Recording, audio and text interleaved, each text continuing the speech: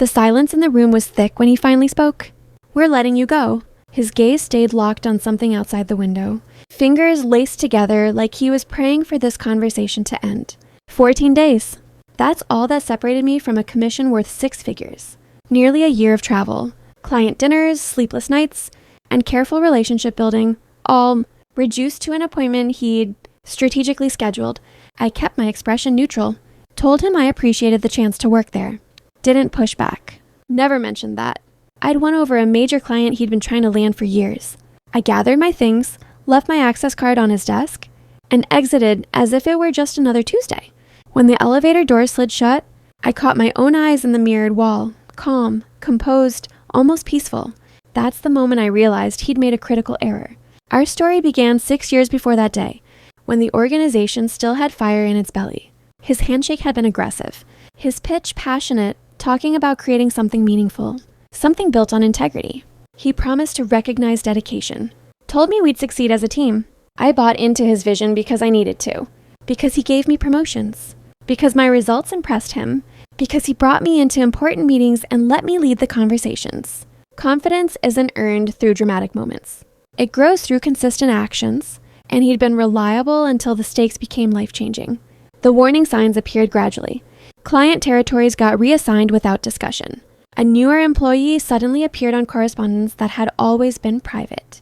An unexpected focus on the technical language in my employment agreement. I saw it all unfold.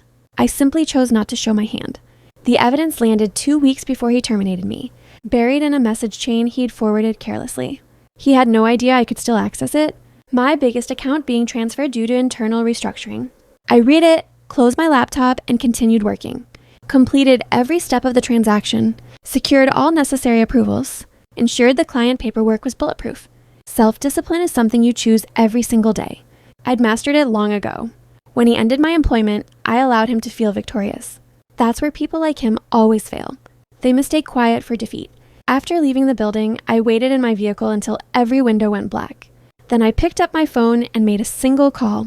Not to an attorney, not to human resources, to the client directly. Our relationship was genuine because I'd consistently delivered results and never demanded recognition. I informed them I was no longer with the firm. Kept it simple. No accusations, no drama. Just one straightforward question. Would you like me to continue supporting you through the implementation phase? A brief silence, then laughter, then confusion. I assumed you were already doing that. By sunrise the next day, the client had activated a contract, provision my former boss had completely overlooked. The section connecting commission, payments to client approval, and continuity of the designated relationship manager. They demanded I stay involved as an independent advisor until project completion.